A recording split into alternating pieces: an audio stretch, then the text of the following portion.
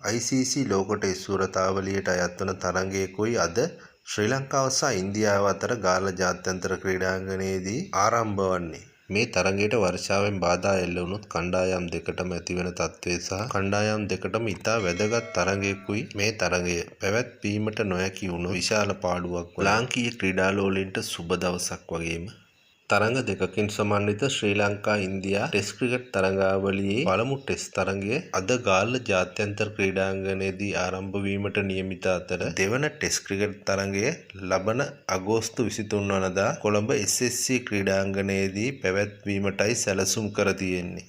ලෝක ටෙස්ට් සූරතාවලියට අයත් වන මේ තරඟයේ ප්‍රතිඵලය කණ්ඩායම් දෙකටම ඉතා වැදගත් වනවා. මේ තරඟය ශ්‍රී ලංකාව පැත්තෙන් තරඟය ආරම්භ වීමට පෙර පුවත් මවන තරගයක් වුණේ ශ්‍රී ලංකා කණ්ඩායමේ තරගයට නම් කළ ශ්‍රී ලංකා සංචිතය හේතුවෙන්. එසේ තිබියදී තරගය ආරම්භ වීමට නියමිත ගාලු ක්‍රීඩාංගණයට ඊට කලින් දවස් දෙක තුනේදීම වර්ෂාවෙන් නොයෙකුත් බාධා එල්ල වී තිබෙනු දක්නට ලැබුණා. අද දිනේදීත් බොහෝ දුරට වර්ෂාවෙන් බාධා එල්ල වීමට වැඩි ඉඩක් පවතින බවයි ගාල්ලෙන් වාර්තා වෙන්නේ. එසේ තරගයට වර්ෂාවෙන් බාධා එල්ල වුවහොත් ශ්‍රී ලංකා කණ්ඩායමට විශාල පාඩුවක් වනවා නිසැකයි.